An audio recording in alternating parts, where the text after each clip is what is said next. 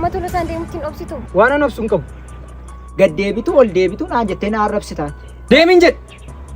Abidda keessa turre akka haaraatti mana gaafattaa.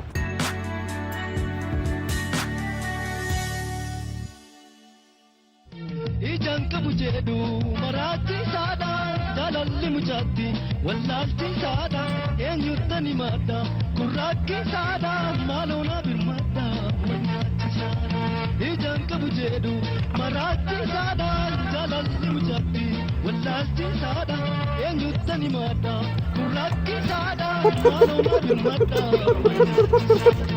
Shama birreefi.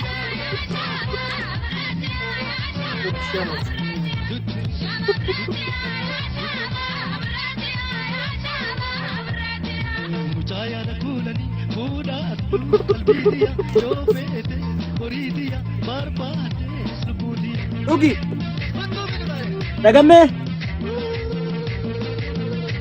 Dagamme. Armeen ke mana jirtu? Injirtu.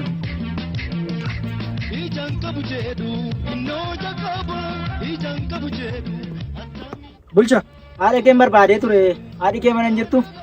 Haadha koo irraa maal fuutaati? Nama gad deebitu akka kee kana wajjin yeroo haasoftu hin qabu. Irra caala immoo mana kana nuufis hin jedheen ture. Maal gocha dhufte? Yoon gad deebi'ees yoon ol deebi'ees isa waan si ilaallatu hin qabu. Ani haadha kee barbaade haadha kee bira dhufe. Sababan dhufeefan immoo qaba malee suusii mana kee nufuu godhadhee miti. Akkasittiidhaan hin haasa'iin. Callisteedhuma immoo yeroo hundumaa dubbii loluu nama loluun barbaade. Utuu waan an dhufeef hin bariin akkamittiidhaan gad deebitu ol deebitu naan jettee na arrabsitaan. Keessa darbitee manatti dhuftee toon akkatti ollatti haasa'uu barbaaddee bushe. Harmee kiyya gara laafetti ergattee dhuftee sitti waan baay'ee wajjin odeessitee maalitti odeessitee dhugaa fakkeessitee biraa deemte. Ishii wajjin hin haasa'iin mana kana hin dhufisiin jedheen dadhabe. Maal irraa fuuta waan irraa fuutu siin qabdu dubbii dhugaa taates waa wajjin haasoftee waa furtuun qabdu. Eenyutu immoo si erge? Eenyutu si ergachuun kee gaariidha. Ani siijin dubbiin barbaada. Siijinis sababa biraa uumee siijin holloluun barbaada. Ani nagaan barbaada. Nagaattan jiraadha. Maaliif akkati haartu kanatti akkati dubbii barbaaddu kanatti anis yoon kee dubbii barbaade ofumaa lubbuu badaa ofumaa waatu uumama. Kanaafiyyuu ani abbaa badhuusaa isa gamaatu harmee gammeetti dhaqiitii naayimii borii daboon qabaa biddeenuma lamaa sadan tokko naafa baasanii ennaanan isaa fedhee dhufe malee ani mana ni jaarradhaa jedhe mana ni jaarradhaa dhaqiitti naayimii ennaan isaa fandee maara malee deemsa suusii godhadhee miti. Odeessite ani waaqayyo dandeettiidhuma haasaa akkanaa sii kennuu isaatti iyyuu ani odoo dandeettii biraa sii laateeraati. Nyinyinyinyinyinyinyetta mana namaarra oliif gad deemte. Amma dandeettii akkasii horattu dandeettii ittiin hojii hojjettu hin horattu. Amma oduu kana bartu. Amma deemtamoo akkam? Tole waan haasoftu hunduma isaa kanatti gatii kaffaluu dandeessi. Ani garuu itti meeraa dhaamsa keessan biraan sinii geeraa garuu haadhi gammee mana hin jirtu. Ilma isaanii isa deemee dubbii barbaadu isa jajallatee uumame tokkottan himee hedheenanii isumatti ittiin na lolte dhaqee ittimaa kanaafiyyuu ani gaafa naaru nan jiinga akka itti haasa'ullee harkaa bade kanaafiyyuu namni sodaa kee qabu immoo hin jiru. Sodaan koo qabdu jechuudha. Sodaa koo qabdu? Sodaa koo qabdu jechuudha? Hin qabu.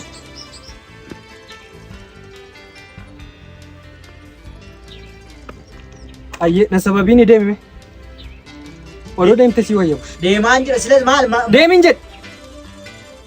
Mana dhufee rakkoo hin uumedheeni malee yoon mana kanatti abjuun arge immoo manatti miti bakkeetti abjuun koo immoo sirrii miti kanaafuu mana dhufee rakkoo hin uumuan waan sirra ga'u jiraachuu danda'a waan ta'eef.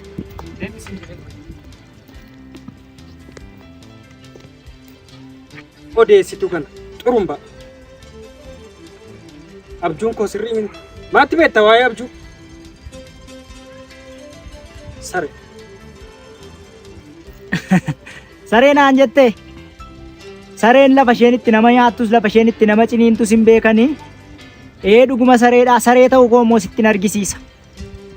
Waan goote kana hin irraanfatinis hin dagatinis. Arrabatu nama dura du'e jedhe Oromoon. Bor immoo hin jenne akka hin jenne. Ani immoo sin argisiisa. Biyyoon si nyaachisa.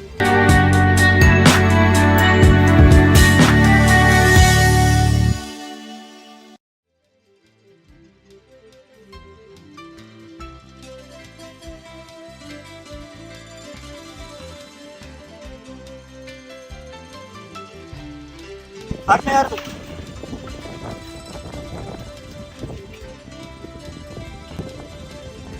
Waan tole. Isii tokko si barbaade. Dhagaadha miti. Harmeenoo waan ta'e si gaafachuuf jedhee. Maal taate? Rakkoo jira moo toles? Rakkoon hin jiru garuu eessa deemaa jirti? Boo'icha tokkoon deemaa jira. Goda kana maal taate? Fuulli keessirri miti. Dhagaadha mini? Si geggeessaa si taasaa deema. Tolu kottu.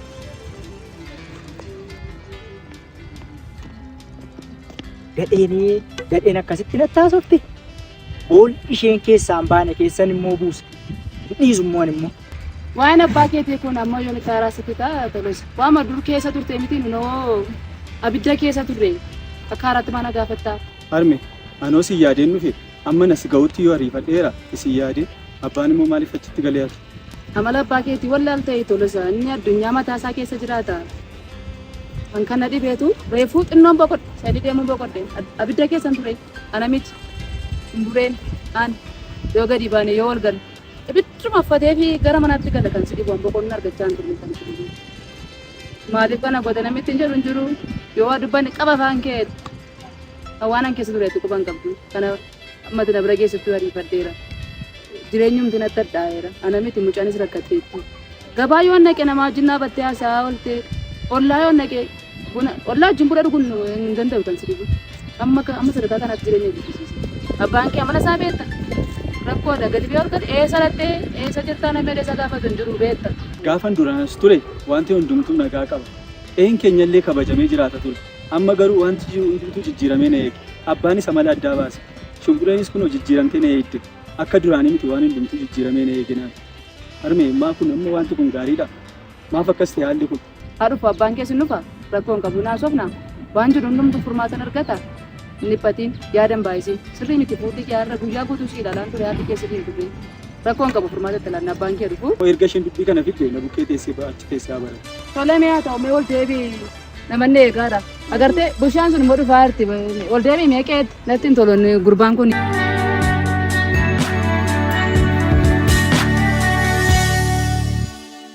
Bulchaan immoo warra mana dhufee harmeen barbaadee hin jirtu jennaan haasaa inni natti haasa'ee deeme sidi. Bulchaan mana dhufee na jette. Maarree mana dhufe. Maal barbaadaa inni sirraa? Maal akka inni barbaada dhufe maal hin beeka. Achitti biyyoo isa nyaachisa dheetanan immoo yoommoo achi mooraa sana keessatti immoo yoo waa ta'e akka maqaan nan banne dheetanan niisi. Dubbii nan barbaadiin bulchaan jedhe harmee koorraa maal fuutannaan sin galchu naan jedhe keessa darbe. Isaatti cabsiteetti machuu fidhamoo gamme? Odoo itti matee ana baay'ee salphataa ture. Maaliif murtoon amma fudhachuu dadhabe kana akkam fudhadhu na godha ture. Afaan kee dubbateera taanaan immoo biyyoo si nyaachisa dheettimeera kanaan ture. Sii galee abdii kutadheera. Kan ammoo hin dubbata taanaan immoo karaa naaban. Siif jedheeni hamma kanayyuu kan amma taga qabaddeetu jiraatu. Sii galee abbaan barbaadde odoo manam 90 siin darbee akka ani ifatti teenyu argee nan garramu. Gammee maaf akkas taata? Yoo obsite wayya waan hundumaa dhobsi. Bulchaa yoo ta'e seexanatu taasisaa malee inni ofii miti. Shumburee koo ani siif jedheeni malee amma kanayyuu kanan afaan kiyya qabbaneessetoo taa'e eenyu akkan ta'e eenyumatti agarsiisuu hin danda'a. Sanyii sodaattuu hin qabnu. Waaqa jaalalaaf obsinee teenye malee. Gammee obsi. Kana darbaa obsi. Ani bakka kanas wajjin turuu hin danda'u. Tolosaan akka dhufe beeku. Bakka kanatti na arge namni karaarra darbu kun hin deemee tolosaatti hima. Nan argiini bakka deemutti nan hordofii yoo naan jette immoo lammaffaa ijji kiyyaa akka sin argine ittiin kakadhu. Sii galee yeroo hundumaa tolasaa abbaa koo maaloo naan jedhinan. Maal jechuu keedhaa gammee? Kan abbaa koo dhiisees. Amma tolosaan deemutti hin obsitu. Waan an obsu hin qabu. Obsita naan hin jedhin. Naannoo kana keessatti tanaan hundumtuu hamaa na godhe gaafa haadha kiyyaan jiraadha gaafan jedhu gaafa haati kiyya gammaddee jiraattu gaafan jedhu hundumti ishii sodaattu na godhattee asitti natti roorrisuu barbaadde.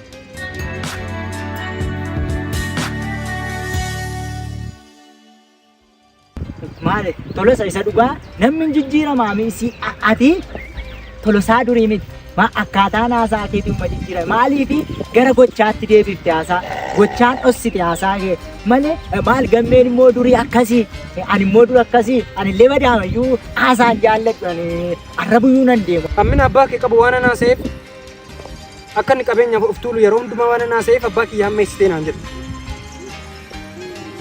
Waan inni hin qabne hin fuudhee irra kaa'e. Isati bulcha waan hundumaa nan sirreessa. Waan hundumaa nan sirreessa. Ani beeka waan an godhu.